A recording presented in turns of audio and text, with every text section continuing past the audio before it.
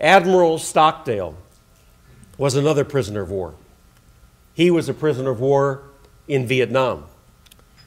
And he too survived, and when he came back, they asked him, "How did you survive?" And he said, "Well, I did it because I was neither an optimist nor a pessimist. I was a realist." And they asked him, "What do you mean?" He said, "Well, there were men in the camps who were absolutely convinced that we would be freed like that.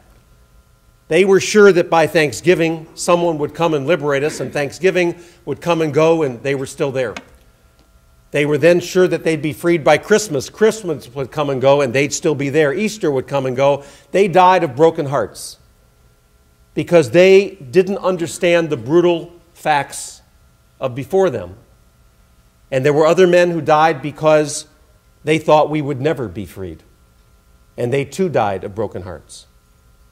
He said, "The men who survived with me decided to confront the brutal facts of our reality, not pretend they didn't exist. We knew we wouldn't be freed today, tomorrow, or next week. But we had an unshakable, unwavering belief that someday we would be freed. And we never, ever, ever gave up. It has come to be called the Stockdale paradox, which means two things.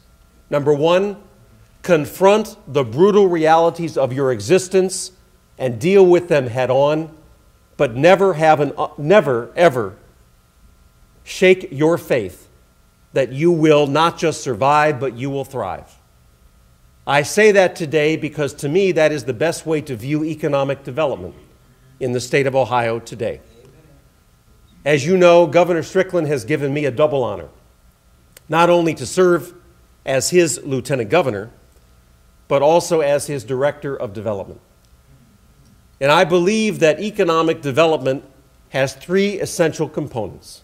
Number one, having the right attitude. Number two, having the right vision. And number three, having and implementing the right plan. Any one of those three without the other two, and you fail.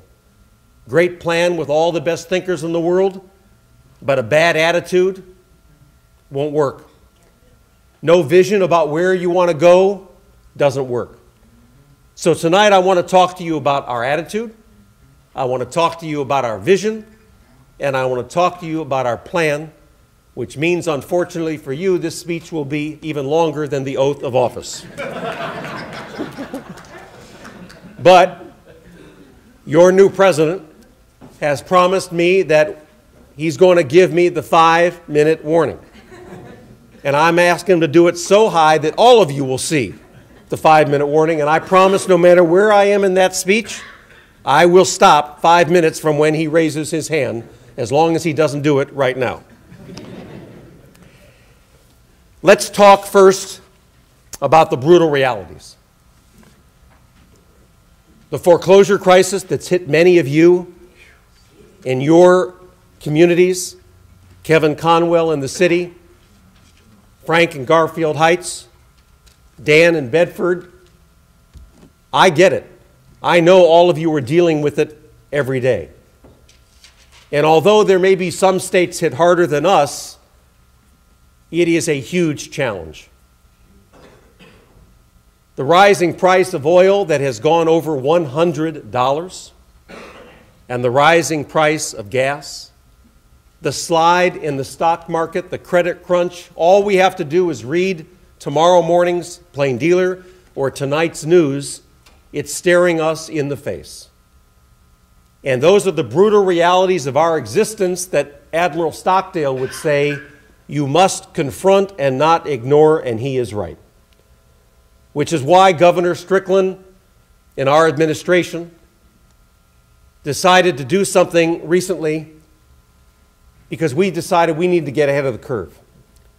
We may be all right this current fiscal year, but we won't be all right next fiscal year if we don't get ahead of the curve. So we announced, as some of you may have read, that despite the fact that the budget that the governor announced and got passed is one of the leanest budgets in the last, if not the leanest budget in the last 42 years, we were going to cut another $733 million from our budget because we recognize that we have to tighten our belts and get ready for this economic perfect storm that we are about to endure for the coming months.